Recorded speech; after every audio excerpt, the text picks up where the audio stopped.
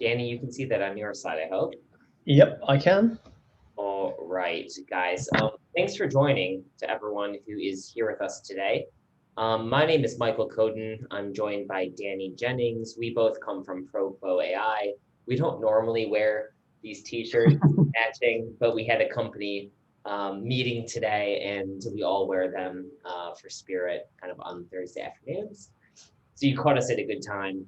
Today, we're going to be talking to you guys about how to build an unforgettable brand, which is, I mean, the holy grail when it comes to brand management is how do I build a brand that people are going to remember like that? To get your brand on the tip of everyone's tongues, what is it that you can do? How is it that you can build your brand in a way that people are going to remember it? Um, I used to work at Unilever, and I've worked across a lot of different markets. I started working in the US, and then I moved from the US to the UK, and from the UK to Australia. And I always worked on large, kind of like global FMCG accounts. Probably the biggest one was Lynx, Axe in the US. And building a global brand strategy and then figuring out how to execute the brand in a way that makes people remember it is a really challenging thing because it depends on how you set your brand up and what it stands for at the core, but also the local kind of flavor that you provide it when the brand is global and you cascade it kind of through the different countries. And regardless of whether you work for a global brand or a local brand or a big brand or a small brand, developing a brand that is authentic and that is true to itself and one that kind of sets itself apart is a really, really challenging thing. And today I'm joined by Danny Jennings, who has done a lot of this work before. So, Danny, do you want to introduce yourself to the guys that are here today? Yeah, sure. I see a few people in the chat that I recognise actually and have had calls with. But hi guys, for the people that don't know me, my name is Danny Jennings. I am the director of product here at ProQuo. And before I was here, I was the lead product manager at a company called EY in their advanced technology group. And in that role, I helped all types of brands really. So big, small, everything from kind of major banks, major retail banks, right down to one-person startups. And we used to help them with their experience, their customer experience, their brand experience. And that is the thing that we are here to talk to you about today. In terms of my role at ProQuo, I'm the director of product, which means that it's my job to make sure that the vast majority of interactions that customers have with ProQuo as a brand are satisfactory and do the job, but that are ultimately completely forgettable. Sounds weird, bear with me. We will dive into it, but that statement holds true. And we can talk about that at the end. So, there's this kind of natural tension between building an unforgettable brand, but also building a forgettable brand that we're going to uncover today. And I think that that is what is at the heart of today's concept. So hold on to your hats, everyone. What's in store for today? We'll talk a little bit about brand memorability and the difference between brand memorability and what can often be confused as brand awareness. They're quite different, so we'll unpick those.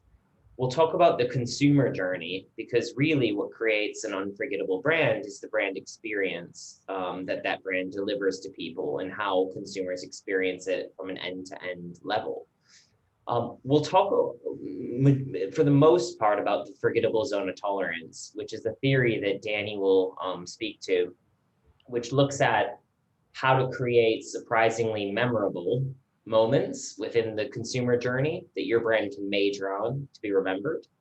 We'll give some examples of what those kind of consumer journeys look like. And then we'll finish with how to build kind of memorable brand moments into your consumer journey on your own. There's a template at the end of this. If you guys would like it, we can happily send it along if you're going to map out your own consumer journey for yourself.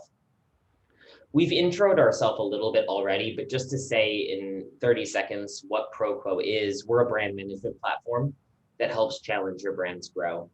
We have an online kind of brand management technology that speaks to people about your brand.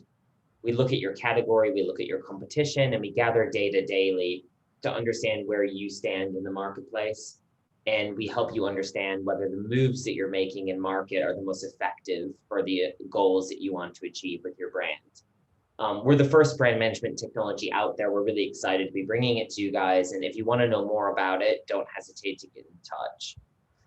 We work with a lot of different brands within a lot of different markets, the US and the UK namely. You probably recognize a few of these, and we'll actually talk about a couple of them, Harry's and Simba, later on today.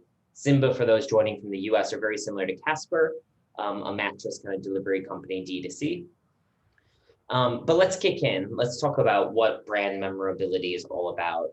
So if someone asked you to think of a brand, any brand, what's the first one that comes to mind, and why did you think of that brand first?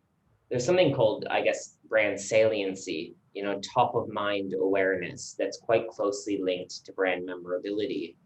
In terms of when someone says, name a soft drink, and someone says Coke or Pepsi or, Sprite really quickly, those brands are more memorable. They tend to be more top of mind.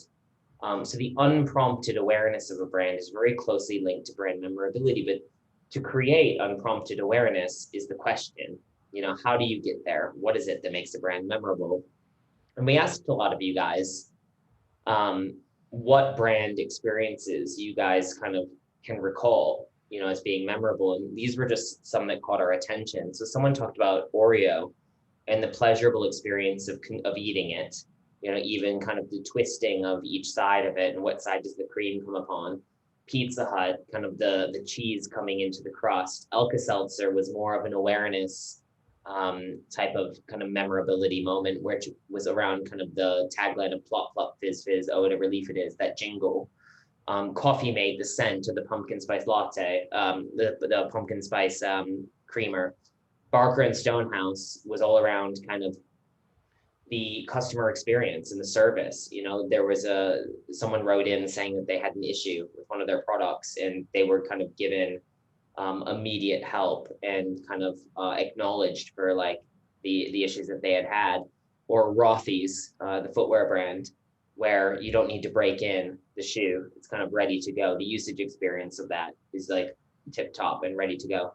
So we'll talk about the end-to-end consumer journey and what it is that makes a brand memorable. But what it details down is figuring out kind of how to create surprisingly memorable moments. And it's very different than brand awareness. So to be aware of a brand, that's simply an indication of how many people have heard of your brand, not whether or not people remember it, but literally how many people have heard of your brand. And awareness is usually gathered at a prompted level, which, is an aided level of awareness, which shows a level of, it shows people your logo, for example, and it asks people how many people have heard of you before, or an unprompted level, which at a category level might ask people to recall all the brands that they can think of within a certain category. Unprompted awareness is often linked to household penetration. And the reason for that is that the more top of mind your brand is, the quicker that people kind of think of your brand, the more likely it is that your brand's going to be the one that they reach for when they're faced kind of at shelf with a choice. But the tricky thing about brand awareness is that it can actually just be bought. So it can be quite superficial and also artificial. And it can be that if you have a campaign running, you can spend loads of money to buy brand awareness and to buy impressions. But what we've found at ProQuo is actually the brands that succeed over time are the ones that are the most memorable, that you're not constantly relying on paid media support to drive your awareness, that if you actually build your brand to be memorable at the core, that you actually earn more organic awareness than you would without. So today we're going to be talking about how to build that memorable brand, because we know that, budgets are finite. Not everyone has tons of money to spend on media. So it's so important to build a memorable brand, because when you promote it, it just goes much further. When you come off air, it sticks longer. So you don't experience that fade that you would if your brand was just buying awareness. So essentially what that means is that brand memorability supercharges brand awareness. And while awareness might be the end goal, it really is memorability that leads you to that more efficiently and more effectively. If there's any questions, just feel free to come off mute and lob them in. What Danny and I will talk about today is that memorability is all around your brand's grip. and it's driven by distinctiveness. So for brands that are emerging or challenger brands that are trying to establish themselves in the marketplace, you don't necessarily need to have tons of paid media budget.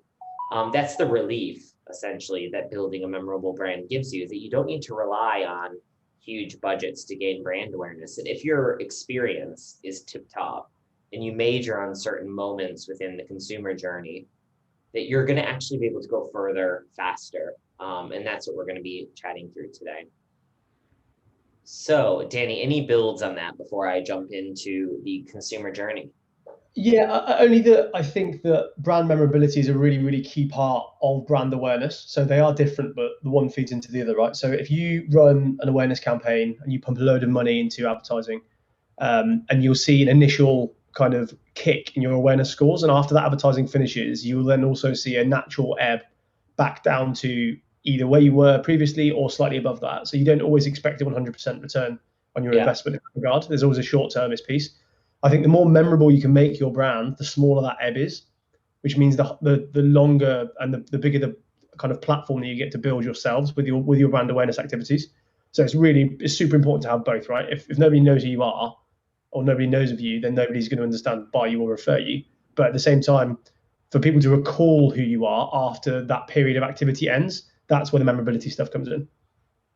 Perfect. I mean, we'll get into that as well as we dig deeper into this. I wanted to introduce the consumer journey, which we've purposefully kind of simplified for today, and we've made it linear. I mean, a lot of people talk about omni-channel, and we all know that consumers kind of go through different paths to purchase, but we've created a really simple 6 kind of stage structure here, which starts with awareness, goes into consideration of the product, the pre-usage of the product, the usage, the post-usage, and what we call retirement of the product. And what we're going to do just before we get into the forgettable zone of tolerance framework is identify what are the stages within the consumer journey where you can actually impact their experience. And so we'll talk about each one in turn. If we look at awareness, really what awareness, like that stage, is all about a customer having their first interaction with your brand. So they're becoming aware of your brand or experiencing your brand for the very first time. And that can happen through paid media advertising, it can happen through social media. They might be searching for a solution to something. They might be referred to the brand by a friend or see you in PR. But really, it's that initial experience, and what could a brand do within that awareness moment to really stand out is what we'll uncover. Consideration is a step beyond awareness. So someone knows you and they're thinking, they're wondering whether or not they want to purchase your brand. And there's things like your website that can provide them with more information. They might be curious about reading ratings and reviews about your product. They might be researching other brands like you on e-commerce. They might be looking to buy you on e-commerce, or they might be going actually in store and browsing and reading the back of that. They bought you, they received the product either by purchasing it in store or receiving it to their home. And now they're about to consume the product. So pre-usage is all about that moment before they actually, get involved with the product for the first time from a consumption perspective. Unboxing plays a role here, which we all know, like the Apple experience of opening a laptop and kind of before you actually even turn the thing on, you already have an experience with that product. So there's opportunities for a brand to kind of major in even moments before usage. Usage is quite obvious. It's that moment of consumption. And for some products, the consumption kind of stage lasts for quite a while. And so it's that moment from the first moment that you start consuming the product until the last moment when you finish it. So the experiences that a consumer might have might be related to kind of opening and reopening the package, using and reusing the package, and actually the enjoyment of the product itself, in its core purpose. Past the usage phase is post-usage. So customers they complete their final consumption. So it's done. They need to either recycle the packaging or dispose of it or do something completely different with it. So what might brands be able to do within that moment that could set themselves apart from all the different competitors, all the different kind of brands out there that this kind of individual is using? And finally, retirement is the time between the finishing of the product and the purchase of it again. So almost you can imagine while this is linear, it is actually back to front. So you might be, an individual looking at consumer feedback, customer feedback, retargeting digital ads you might be using to get people back into engaging with your brand, and even kind of nurturing people who maybe haven't engaged with you in, say, a month, to try and repurchase and reuse your product. With that, I mean, we've looked at, it's quite a linear path, and it's purposefully done so for the limited time that we have. And we're going to use that awareness through retirement logic in the forgettable zone of tolerance to look at ways that brand owners can improve their customer experiences and create memorable moments that actually make them unforgettable. So I'm going to pass that to Danny, who's the master of the Thank you very much. For uh, FCT. FCT, to take us through all that Yeah, it is. sure. Cool. Thanks, dude. I just one note before we start is that we've just walked you through that customer journey, and I think it's really, really important for everybody to bear that entire journey in mind, because we find that a lot of brands they tend to major, or they tend to oversubscribe their efforts in parts of that experience, but look at them in silos. So sometimes you would miss either the post usage or the pre usage out. Everybody knows that if you're making a food product, you need it to taste great, right? That's just so obvious. And everybody knows that you need to have strong brand awareness and you need to be catchy on the eye. If you're in a supermarket, you need to stand out, that kind of stuff. But it's the bits in between that in your experience that we're going to kind of talk about, as well as the major pieces. Can you skip us on, MC? Right, the FCT. Before we get too down and dirty with it, what we're going to talk about over the next 10 to 15 minutes is what the FCT is. Let's debunk it a bit. How to use it. So this is a super practical thing. It might appear quite academic, but we're going to talk through the practicalities of it and how you can actually start using this tomorrow, which is one of the reasons why we like it so much. And then we'll start to run through some actual examples of different categories where we've kind of done a bit of FCT analysis on that category to show you the different types of things we picked up. The examples that we've used here are purposefully quite high level.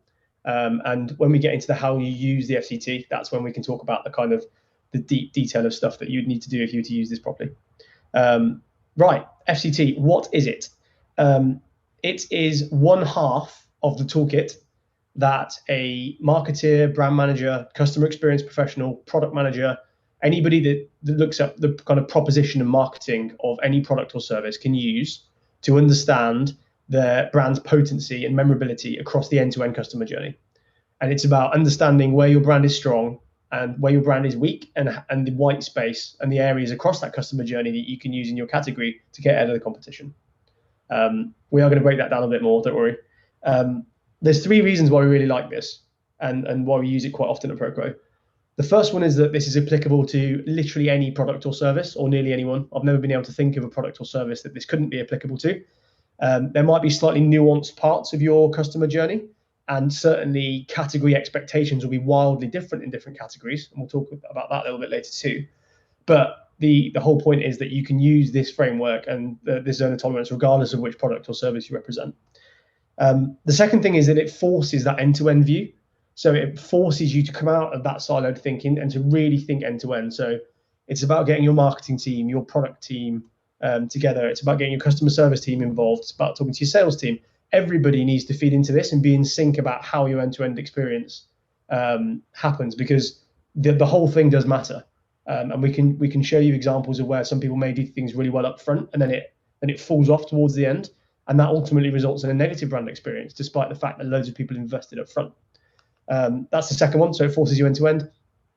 And the third one is that it actually plays to the advantage of challenger brands. And that's why we wanted to do this webinar, because you need to, I mean, there are some certain principles that you go into using the FCT with, and it's things like being able to move fast, being agile, being able to pivot on things that we know that challenger brands are way better at than the big brands that are like kind of like overcumbered with process.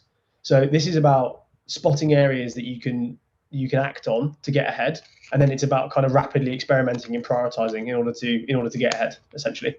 So that's why we love it. How do we use it? So the forgettable zone of tolerance, or the theory that we're going to go into, is essentially a spectrum of experiences, right? So the first thing you would do with this is you take your end-to-end customer journey, and it's important that you do it in a kind of adequate level of detail. And you need to map every single individual experience that a customer can have with your product. And you have to do that across the whole way. So from awareness right through kind of consideration, pre-usage, usage, post-usage, retirement. It's important that you kind of really think about all of the interactions your customer has. And they will fall on a spectrum. You need to plot those on a spectrum, and you need to be really honest about your own brand's experience right now. And that spectrum has 3 zones to it. The first zone, the major zone in the middle, is called the forgettable zone of tolerance. So when we look at a good brand, we know that 90% of their interactions should be in the forgettable zone of tolerance. What does that mean? It means that when consumers are going through that journey, they are completely satisfied by that interaction with the brand. They're kind of indifferent to it. It's completely ordinary. It's met their expectations. So I think that probably the straight face there looks probably a bit harsh. The point is that you're completely satisfied with it and you're okay. There's nothing that's kind of puts your memory about it though, right? So an example of this might be, when was the last time that any of you on this call told anybody about how you log into Zoom or how you change your password on Facebook? These are types of kind of interactions with brands where you don't think anything of it, you don't judge the brand for it, you don't judge the brand for what it's not doing there. So that's the FCT, and that's where you're supposed to put 90% of your interactions. In those interactions, in order to be satisfying, need to kind of satisfy the category standard or the category need, and we'll talk about that slightly later because every category has a different one. So that's the FCT in the middle. What happens outside of the FCT, and they're the areas you should really focus on. The first one is surprisingly memorable moments. So these are the moments that make your brand stand out. These are the moments that if somebody's going to refer your brand, these are the things they're going to talk about. They talk about these moments to each other. They're novel, different interactions. They bring out the character in your brand, and people can really understand what you're trying to do through these moments. And if you hit these moments in the category where everybody else is doing doing satisfying, indifferent, ordinary things, then it means you can get a real grasp on that memorability. And then when you hit that brand awareness and you start to perform that awareness creative driving activity, you match that with your surprisingly memorable moments, and then you're off to a winner, because then your awareness starts to stick, people start to talk about you, and that's kind of that part there. Can we skip ahead, MC? Thank you. And then after surprisingly memorable comes disappointingly memorable, and this is where you kind of need to be super honest with your brand and the interactions you have currently. So of a good brand, we'd expect that none of those moments to be disappointingly memorable. So it's 90% in the middle, 10% really scarce at the top, which is why you have to be super strategic about what you want to go after. And then 0% of them need to be disappointingly memorable. So what does that mean? That means if all of the competitors in your category are delivering a product that a customer expects in a certain way, and you significantly under-deliver in that interaction, then people are going to get, well, the worst thing that could happen is that you could invoke the scary 3, which is confusion, anxiety, frustration. If you make anybody confused about what they're supposed to be doing or worried about something in interaction with your product, it's normally quite a bad sign. And the idea is that you're supposed to target these areas if you have any of them, and brands have them all the time. I don't want to make it out that kind of everybody's in that FCT and most people are in the surprisingly memorable. There are parts of even the biggest brands in the world that are still disappointingly memorable that everybody needs to work on. But yeah, the idea is that you have 0% in here. So that's the kind of academic theory of the FCD, and now we're going to get into some practicalities, and I'm going to talk you through some examples. So what are the do's when you start to try and apply this to your own business? You need to understand and invest some real time into understanding your category expectation. What does that mean? It means you need to understand for each part of the journey, what do the consumers of your category expect there? So do they expect your brand to have a certain way of in pre-usage, right? So do they expect the boxing to be amazing? Do they expect all of your packaging to be completely recyclable? Do they expect it to be kind of super sturdy and last for years? All those types of things are really necessary when understanding what the forgettable zone of tolerance means, because the levels could even be different between each of the stages. So, for example, and I'm going to steal my own thunder here because we're going to go into it in a sec, but Apple, for example, have, as an example we're about to give, their pre-usage experience is really special because when you open the box for a laptop, normally it's a cardboard box and a charger. So that's the kind of expectation of the category. Apple have gone really big on that. They've got their self-closing boxes. everybody enjoys opening Apple products because of the unpackaging experience. When you get to the actual repeated performance of the PC, Apple are actually very kind of standard. I know there's kind of quite a few acolytes out there for Apple, but in the grand scheme of things, the usage experience of an Apple computer is not wildly different to one of a good Windows computer or any other type of computer. So it's really about understanding at what point people expect special things of you along your journey. The second one is about prioritizing a few significant moments. So I think it's pretty safe to say that anybody on this call has got like several trillion pounds in the bank. So not only is money a really stringent resource for most of us and how much we can invest in these things, but also time and people, right? Everybody's busy as crazy. We're living in the most upside down, topsy-turvy world that we ever have done this year. And it's about prioritizing those few significant moments. If you try and take the fight to your customers and your competitors on all fronts across that journey, you will fall down, because it's almost impossible to have everything out of that FCT and into the sparkly place that's novel. And actually, it's a really bad thing if it is, because if your product feels too different, or service, if it feels too different and it's too novel, then people feel alienated by it. Customers really like novel stuff, but they turn sour really quickly if something's too different and it feels too alien. So it's about prioritizing those few significant moments. De-risking your big bets by testing concepts. That is why we love this as a framework, and it's why we kind of really encourage challenger brands to use it. And it's because it doesn't cost £1 million to figure out whether a concept's going to be memorable or not. It's about having like kind of very tactical experiments that you guys can run. And it's not just about sample testing, things like that. There's loads of different ways you can do it, and we can talk about that at the end if you want to. But it's about identifying the area of the experience that you want to major on. It's about figuring out how you want to major on it, and then it's about running tests to make sure that all customers are like react to it in the way that you think they do. Which kind of leads us into the fourth point, which is about having a clear vision of the how. So it's all well and good you saying, right, we want to have the best post-usage experience of all of our category. Well, how are you going to do that, and what message is that going to give to your brand?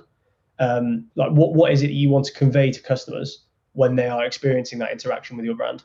It's really important you have a clear vision that's knitted together across that end to end, because the best thing you can do is reinforce messages.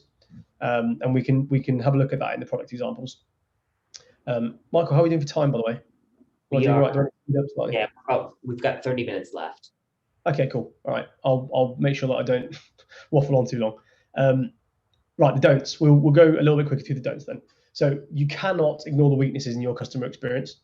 So this is about the truthful thing. It's a really tough exercise to be really truthful about how you think people are currently interacting with your brand across that journey. But if you don't identify those weakness points, then it means that you're already kind of stunting your own brand growth, because actually those negative moments are so much more powerful on the impact of somebody's memorability than positive ones. It's really easy to have a crap experience with something, come home, somebody asks you about it, and all of the positive things that you thought about that experience kind of get overwhelmed and washed away if there's something really negative there.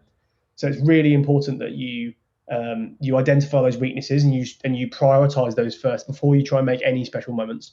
It's the foundation that you need your brand to grow on. In terms of the second point, marginally improving moments, this is another trap. It's probably one of the biggest traps I've seen big brands make when we try to help them with stuff.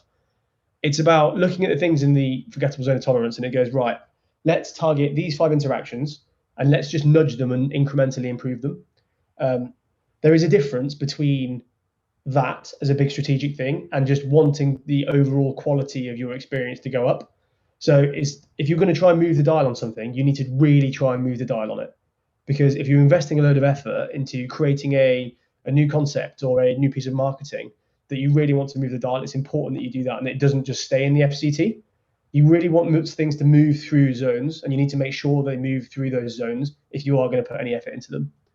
So for example, if you've got a bad part of your experience, you need to make sure that you fix it so much that people then don't worry about it anymore. And then there isn't any of that kind of lingering unhappy memory there.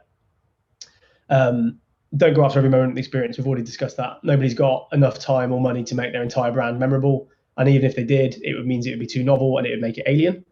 And finally, don't assume that you know what customers will find as delightful. It's crazy the types of things that people can actually really catch on to. The types of things that go viral these days it's basically anybody's market, which means well, it means two things. Firstly, it means you shouldn't take stuff live without first testing it in almost any facet of your experience. And the second thing is that it doesn't mean that you shouldn't go left field. So like sometimes the wackiest ideas are the best, and it's important that you test those wacky ideas to make sure that they might even be the right ones. So like we're supposed to encourage creativity here, but also just try not to assume what your customers want out of what's being delightful, basically. So they're the do's and don'ts. I think we're now going to jump into a couple of examples of different categories before we then pass back to MC to talk through the second half of the toolkit that you can use the FCT. Right, yeah, nearly stole all of my thunder from this earlier. So a great experience is Apple. So if you look at the journey, Apple are a $2 trillion business now, right? So a vast majority of this is the standard that Apple set themselves are quite high, and they like to consider themselves a design company and all that kind of stuff. So everything looks beautiful. But actually, the two areas or moments that we think they really, really excel more than anybody else in their category are the consideration period and the pre-usage period. Number one, because Apple have got their own stores, and there isn't really another PC brand that has a dedicated chain of stores like Apple. But it's the experience once you step into that store. It's the Genius Bar, it's the show and tells, it's the kind of, well, before COVID hit, it was the in-person workshops that they did to use the features properly. You walked into Apple and it was like walking into a science lab. And it's a really special experience that people enjoy doing on a Saturday when they go shopping. And from that, you then move into pre-usage, which is the unboxing piece we talked about.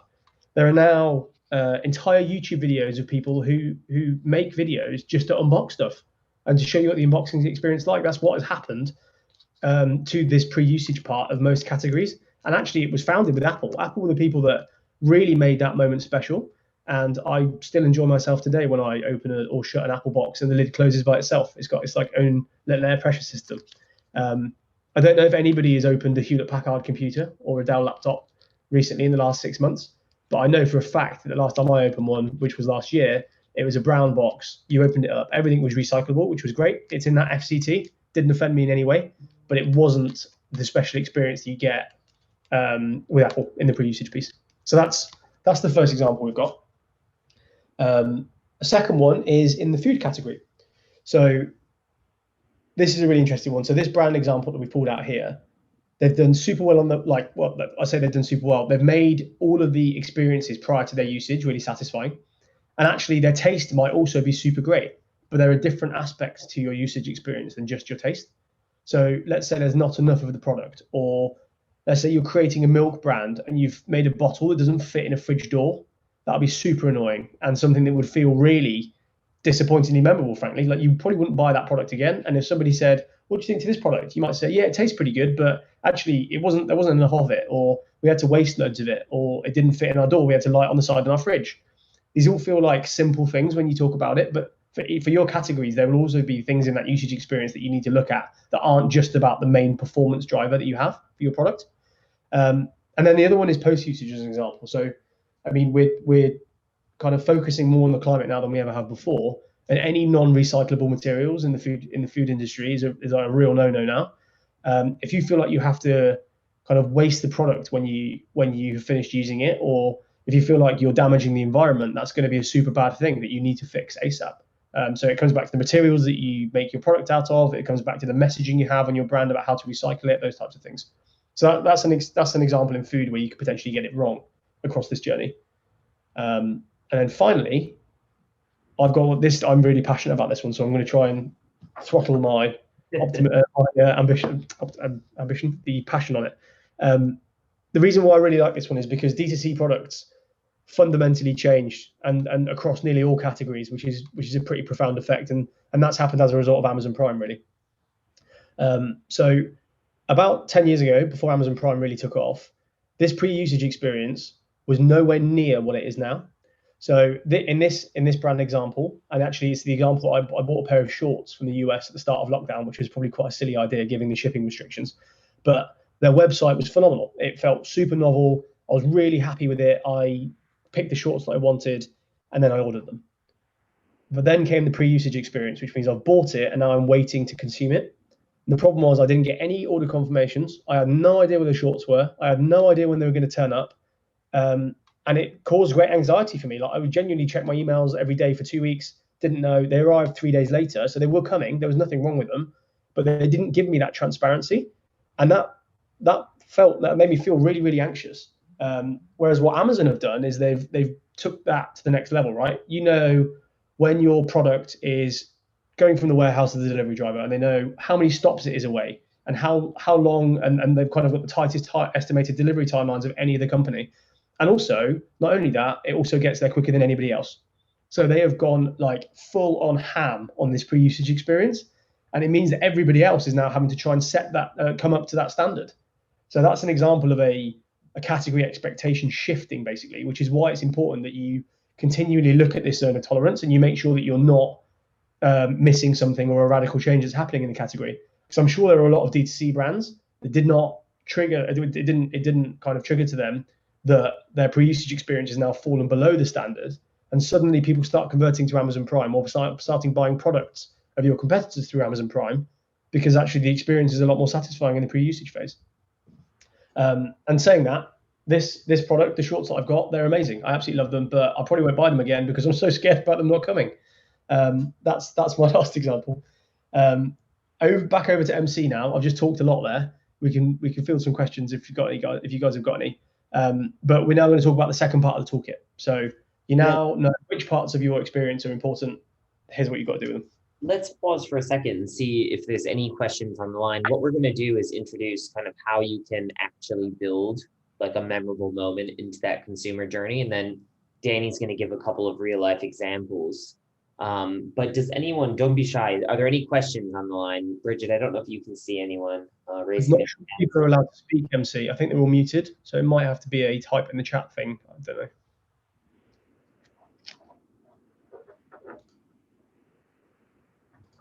Okay, well, if you do have questions, please do type in the chat. Bridget, we can also unmute people as we go along, so just feel free to shout out.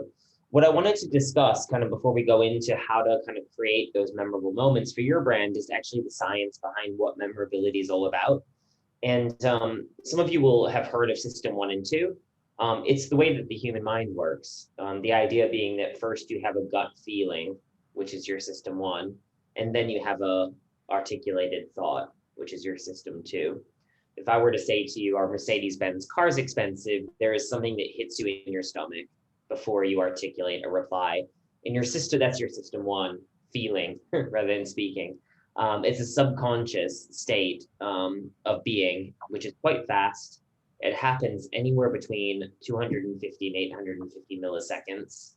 It's automatic, so you can't fool it. It is intuitive. And it's where 95% of purchase decisions are made, believe it or not, is in that instinctive, subconscious, fast system 1 state. The system 2 is your thought. So if I felt Mercedes-Benz cars were expensive, my articulation, my conscious kind of deliberate explanation as to why I felt that way would be my system 2.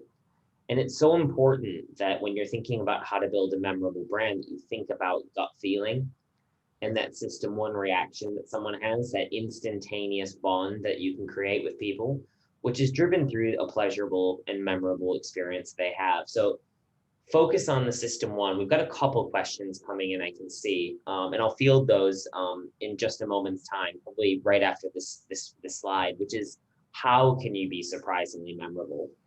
So you know that you need to create a moment within the system 1, within the gut instinctual feelings of people that they're going to really be triggered by and remember. And so these 16 drivers are really helpful in terms of breaking down how you might be able to create a memorable moment. It's what we use at ProQuo actually to look at brands through. And there are things like, how attractive is the brand? Is the brand an empathetic one? Does it meet my needs when I experience it? When I experience the brand, does it feel aspirational to me? Is there a sense of specialness about it? When I experience the brand, is it innovative? Is there something about it that's like thought leading? When I experience the brand, do I know why I'm using it, how to use it? Is its role clear? That's what clarity is all about. Red Bull's a prime example of a strong brand on clarity. You use that brand to give you wings, to give you a pick-me-up. Is the brand relevant to me? Does the brand perform well? Does it taste good if it's a food? Does it smell great if it's a fragrance? Is it unique in terms of its differentiation? When you look at the right side of the 16 drivers, you can see things like connection. Do you relate to the way that the brand behaves when you're experiencing it? Is it a brand that does the right thing? Does it have integrity when you experience it? When you experience it, is it a popular brand that a lot of other people are experiencing? And do you experience it with a sense of transparency? Like, does the brand behave openly and honestly? Is it easy to use and get a hold of? Is it accessible? Is it a consistent brand experience? Is it something that you can rely on when it says it's going to be there? Is it there? Does it behave in the same way time and time again? Are you familiar with what the brand's offering you? Do you know a thing or two about the brand? And does it justify its cost? So the 16 drivers of brand relationships are things that you can use to understand at a system 1 feeling state and a system 2 thinking state, how is my brand performing across each of the steps within the consumer journey? And which drivers should I be focusing on to really major on to create a surprisingly memorable moment?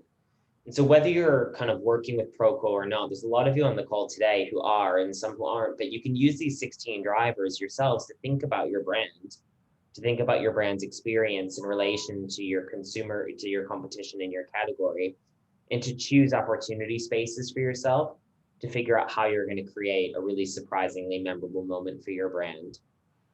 So Danny, do you want to go into Simba Sleep? Maybe we'll field a couple questions. There were two here. What areas of the journey tend to be the most promising for brands to work on in saturated markets?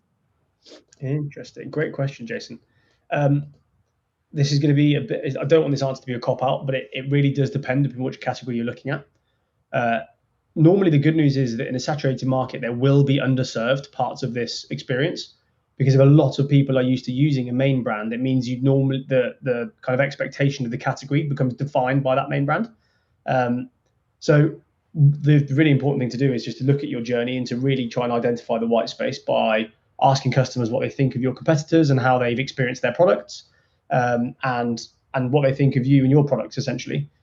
Having said that, it's, I think, quite natural to massively oversaturate or overserve the usage and awareness piece. It's really important when I was talking about the kind of incremental improvements in the FCT.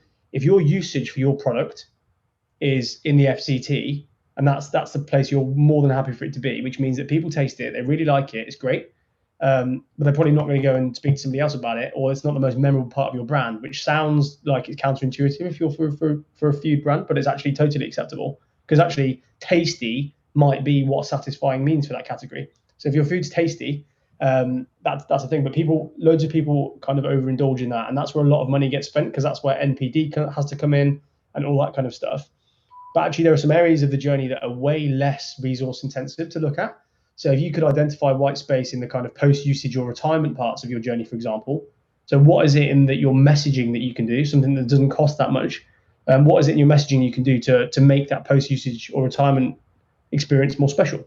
Is it like kind of a trading thing? There was a great idea I had with a brand once where they turned their food container into a plant pot, and then you could literally use it to grow plants. Was their kind of way of impacting the environment? So again, not a super straightforward answer for you. It will depend on your category, but there will be oversubscribed parts of this experience for that category. And don't feel like you have to be the most special in your experience in the places where other people are most special in. What you actually want to do is spot where other people aren't that special in and be really special there. Thanks, Danny. Why don't you take us through the Simba Sleep example, and then we'll look at the second question that's come in, and maybe we'll get through to Harry's, just because we're running a bit short on time. But yeah, let's do this. I'll stop talking as much, I promise. Oh no. Right, we've got a couple of examples. What I want us to do as we walk through these is to kind of take a look at the category expectations of these categories before these companies entered. So when I talk about Simba, this can loosely apply to Casper too, although I think Simba is probably a better example of it. Simba Sleep's a mattress company, but they supply bedding products too. And anybody who has bought a mattress not in the last, let's say, 5 to 7 years, would have known the mattress buying experience to be rather painful at times. So you'd have gone to a shop, you'd have gone to lie on a mattress that 100 other people have lied on that day. You decide whether you like the mattress or not. You order it, you buy it, but you don't receive it straight away. And then it comes, and normally you have to get two people to come and lift it up the stairs for you, because the thing is, it's heavier than it can possibly like even be when it looks like a mattress, right? They're always heavier than you think they are. And it's a pain in the butt to get around corners in your house. And once it's finally on your bed, it doesn't move. So that's kind of what the old mattress world used to be. And then companies came along like Simba and Casper and Eve, for example, and they have completely torn up the rule book on what it is to buy, what it means to buy a mattress, right? So if you look at the way that Simba have attacked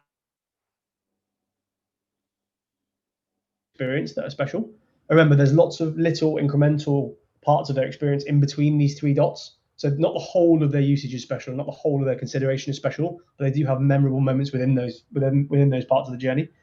The first one is they've decided to really go double down on innovation in the consideration phase. So Simba, a D2C mattress company, you go and look at their website. They have things on there like our pillowcases are made from the same material that astronaut suits are made by. And you've got videos of people talking through the science of exactly how they've gone to make people have a better sleep. So they've really, really majored on innovation at the consideration phase. The pre-usage phase, I think, is probably the most special one, because mattresses are still heavy, but they've managed to wrap it up into a box which can be delivered to your house by a courier, by any kind of normal courier, and you do not need two people to lift it in places, because you can kind of roll the box into the place. You don't have to bend it around corners. You can get it in the room. And then actually, as you open it, and I don't know if anybody's bought one of these mattresses, but it just kind of unrolls itself and then inflates and then just stays as it is. So that's the pre-usage piece. And for the pillows, again, carrying big pillow bags back from the shop is always a pain in the butt on public transport. These get delivered straight to your door. It's in a tiny box. It looks like there's no waste. They've really, really gone hard on that pre-usage piece. And then finally, with performance, it's an amazing. They've made all their products kind of absolute 100-night sleep guarantees. You never need to flip it. You don't need to maintain it in the same way you need to maintain a traditional mattress. You're able to control the poofiness of your pillows by taking cubes in and out. They're the types of things that Simba have looked at that category and gone, right, what is it that mattresses aren't currently delivering to people? Or what is it that the pain points in the customer's journey right now? Let's go attack those and make those special. And they've kind of reaped the rewards of that. That's the Simba example. Cool. So I'm just looking at the time still. Okay. Might have to skip the last one. I think we should just go maybe just do Harry's MC. Yeah. Right. Harry's are a razor brand, are a grooming products brand. Before Harry's hit the razor market, and to a large extent still now, Gillette were like the number one brand in kind of male grooming and stuff and beard shaving. Gillette have got a really, really strong brand, and they've decided in their they've decided to position themselves in a really super deliberate and strong way, which is all about performance. So if you think about any ad that Gillette have done in the last 10 years, it's always got a sports star in it. Raheem Sterling did some stuff with them this year, and they've had Roger Federer before. It's all about the quintuple rotator blade thing that you can never get a closer shave to your face than ever before, and that kind of stuff. So it's all about how well that razor performs. We believe Harry's have taken a different approach, and it's proving quite successful. So Harry's have actually gone for attraction and differentiation as the drivers that they've majored on in these parts of their experience. So they've gone really bold with their awareness. So they've in London, we're based in London. They've got big out of home stuff on all the tubes, which I know is kind of a significant money investment, but they've decided to do that in a different way. Like they've put a great big fat orange razor on all of their boards, and everybody turns their head as they walk past. In the consideration phase, when I bought my own Harry's razors, they're the razors that I use. They have a mystery gift part at checkout, which isn't new as an experience, but the way that they do it is really special. So they guarantee that you get more value than you pay for and that kind of stuff. And choosing the colors on the website and all that kind of stuff is great. It makes you feel really different to the normal razor experience. They're also D2C for the website that I used. And then in pre-usage, their boxing is really nice. So, for example, Gillette's boxing or any of the razor boxing that I know can be in that kind of weird laminated plastic that's either quite hard to open or feels like a waste and bad for the environment. Harry's is super rustic. It's beautiful packaging. I really actually enjoyed opening it and receiving it in the post. And then they give you some really nice little kind of quirks in there and little notes to you and stuff about how to use your razor. So that's where Harry's have decided to hammer the start of that journey, but they've gone completely different in their drivers to Gillette. So they're a very different brand. It feels very different, but they're still growing their base in quite a saturated market anyway. That is the Harry's example. Danny, we've got one other question just before we finish up here. We've got about 5 minutes left, and it comes from an anonymous attendee. Do you think there are differences depending on which product a customer buys from a brand, i.e., like a higher end product may deliver better than a basic product, and or differences by customer segment? For example, does a younger customer care more about recyclable packaging? So in doing this exercise, do we concentrate on an overview of our largest segments and best-selling products? Yeah, that is a great question. Let's unpack that a little bit because there's a couple of different things in there. So it absolutely does make a difference depending on which product a customer buys, because you can have products in your range that are attacking different audiences, and it fundamentally comes back to who is buying that product, like broken down by segment. Who is buying that product, and what are their needs? So it's definitely important to bear that in mind, and I think it's also important to bear in mind your brand strategy and where you want to go and who you want to target. So, I mean, an example of this seems quite extreme, but if you were a mobility scooter company and you knew that the vast majority of people who buy you are kind of older naturally as a segment, it would mean that you might not try and hammer drivers as much in things like innovation. It might mean you don't necessarily go into science of it. You go more into things like integrity, where people are going to feel safe using it and it feels reliable and consistent and that kind of stuff. So it is super, super important depending upon what your products are. To the point actually where I would suggest that there'll be parts of your customer journey where different products in your range will be the same, but there will be parts where they diverge. So it might be that your packaging is super different on your higher end piece, and you should kind of treat them as separate products in that journey and the moments that they diverge. So it's important that when you look at your brand experience as a whole, you include all of your products in that. And the way that I've done that before is you break out kind of little tube maps. If there is a significantly different product in your range that you believe you're selling to a different audience, that audience is going to have different expectations. So it's important that you look at that. I hope that does. Great, I hope. Hopefully. Do type in anonymous person another question in case it is left unanswered, but we can always catch up after this webinar and go into more details. The big question I think that we want to answer at the end here is, how can you as a brand manager map your experience?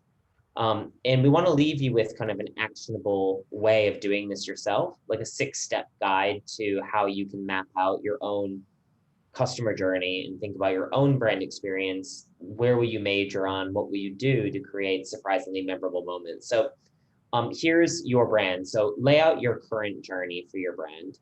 This is an arbitrary kind of example of any brand really that has the majority of its experiences within the forgettable zone of tolerance, but they do have a disappointingly memorable moment when it comes to pre-usage.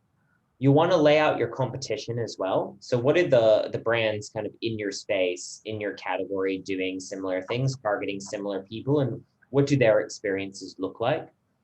You'll also want to lay out other brands that your target loves. So while it's different than competition, they may be kind of brands that your target audience is using and experiencing daily that aren't in your category. We kind of firmly believe at ProQuo that everyone has a finite number of brands in their consideration set. And actually the ones to create a memorable brand, you're not just competing if you're a deodorant brand with other deodorant brands, you're competing with the other brands that target that person's using in their day-to-day life to cut through and to be a memorable brand that they're experiencing daily. So you want to lay out not only your brand, your competition, but the other brands that your target loves. You'll want to then target the disappointingly memorable moments that you feel your brand possesses. And like Danny said, it's not about marginal improvements. You want to significantly improve those. So bring those out of what's disappointingly memorable and into the forgettable zone of tolerance. Then you'll want to look at what's going on between your brand, your competition, and other brands and see, is there a white space opportunity for my audience that could turn something that's maybe right now forgettable into something that's memorable? And if there is, you'll want to target that with the driver. So it could be differentiation, it could be attraction, like Danny talked about with Harry's. It could be any of those 16 drivers, really, depending on what matters most to people in your category. and then figure out how to improve your brand experience to really deliver a surprisingly memorable moment against that. If you guys are keen to learn more about how to do surprisingly kind of memorable moments within brand experiences, Danny and I are definitely here to help. You can raise your hand in Zoom and we can get in contact with you. We mentioned at the start that we're currently, I mean, what ProQuo is a brand management platform for challenger brands.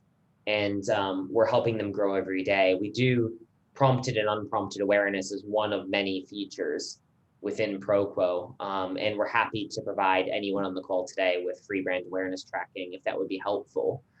There's so much more within ProQuo than awareness. It goes into looking at, like we saw today, the system 1 and the system 2 understanding of how people feel and think about brands, your brand, your competition, and your category. So do get in touch if you're keen. And I don't want to steal kind of Danny's thunder, but he was saying at the start that he's a little bit tired today because he has been working tirelessly with his team on something called Creative Lab, which we are so excited to talk about. Danny, I'm almost tempted to let you go for it and tell him what it's all about because I know that you're excited. Do you want to give an overview of what Creative Lab is? I'll give it the one sentence and then you can sure. put it out. We are providing our customers, the ability to test creative and marketing concepts and assets in our platform, and we are able to provide extremely detailed analysis on exactly the impact that those assets will have on your brand. So we measure your brand across the 16 different measures, the 16 drivers that you've seen, and you get to see exactly which of those drivers that creative will impact. And I think the biggest thing and the biggest innovation that we have is that you're going to get those results in hours, not days.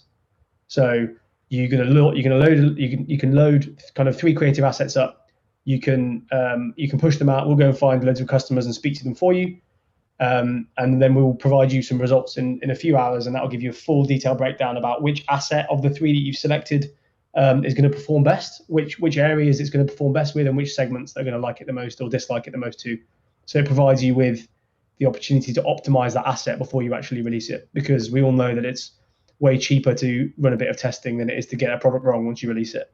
So I guess that's me in a nutshell. I don't know if you want to build on that, Michael. No, absolutely. I mean, I think in the context of building an unforgettable brand as well, it's so important. Like if you're choosing a few drivers to major on in certain parts of your experience, here it might be about awareness. That's that first stage. You know, how are you going to create an unbelievable experience with drivers that, you know, people will immediately grip to about your brand? You can actually just lob them in to the Creative Lab, upload any asset, whether it's work in progress or a finished film, it doesn't matter. It can even be a logo or a picture that you've drawn on the back of a napkin. It can be literally anything. And like Danny said, we'll show it to 300 people under 24 hours. You'll understand the impact that has on your drivers' scores. And so if you are trying to improve on certain drivers, then you'll know kind of before you invest the big bucks in media, whether or not that's going to work for you, for your brand. So we're happy to tell you more about it. You can raise your hand here and we'll get in touch after this. Otherwise, there's a demo of it tomorrow with the Copy Club, Lottie and the gang. So feel free to join that. If you'd like any information on that, contact Danny or I. And with that said, I think there was one final question that came through. We're bang on time. Which is a compliment. That was great, Danny, your answer. So we have actually got one more question in the chat, Michael, which is, will the Creative Lab give a memorability score? Great question. So we, in order to find a memorability score, you need to understand what the needs of your category are and whether it's going to delight them. We provide both of those things, but not in just a simple score, because it's sadly never as easy as that. What we do with our product, though, is that we do track the category importance across the 16 drivers, so you can understand what people are expecting and what people aren't expecting. So when you get your results back from your Creative Lab, you can look at the scores that your creative has performed on, and you can look at which parts of the which drivers are important to your category, and you can find the white space that way, which is like, right, it looks like nobody really cares about attraction, which is another way of saying that nobody expects much of attraction in my category. You bring an asset out that scores super highly attractive, you can expect that to be memorable because it's different and it's novel. So that's the way that we would expect to do that, although there isn't one simple score. Yeah, I mean, you do get an understanding of how the 16 drivers together score. So we call that the ProQuo score if you're new to ProQuo, but it's a 0 to 100 indicator of your brand strength. So for any creative idea that you put into Creative Lab, you'll understand how that score fares versus what you're currently scoring. So you'll know, well, should this improve my ProQuo score, which is essentially your brand's relationship with people. And we know that that is directly correlated with a brand's grip, a brand's kind of commercial sales results and success. I'm conscious that we are 2 minutes over. Were there any other questions that came through? Otherwise, we'd love to thank you guys for attending today, and hopefully you learned something. Do give Danny or I a shout if you'd like a copy of the Forgettable Zone of Tolerance theory and also the template, or if you'd like to have a conversation about how your brand can create a surprisingly memorable moment. We are always here on call. So thank you guys, and hopefully you learned something new today, and we'd love to hear from you. Any feedback, please just get in touch. We're here to help. Have a great evening to those joining. Thanks, guys. Happy Halloween. Great afternoon for those in the States. Thank you guys very much.